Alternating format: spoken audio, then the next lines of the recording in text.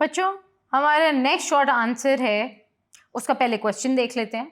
Right 3 responsibilities of United Nations general assembly. बच्चों ये ध्यान रखिएगा कि ये जनरल असेंबली की बात हो रही है, क्योंकि आपकी बुक में बाकी ऑर्गन्स के बारे में भी है, तो प्लीज केयरफुली रीड करके फिर उसका जवाब लिखिएगा।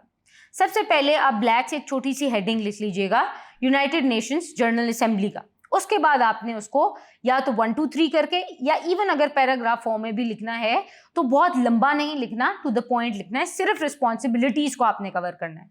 आपने लिखना कुछ ऐसे है कि इट्स रिस्पॉन्सिबिलिटीज इंक्लूड, फिर आप बुलेट्स में बना दें बेशक, electing the non permanent members of security council, फिर नंबर 2 पे बना दें giving membership to new states, and 3 पे बना दीजिए कि terminating the membership of some states.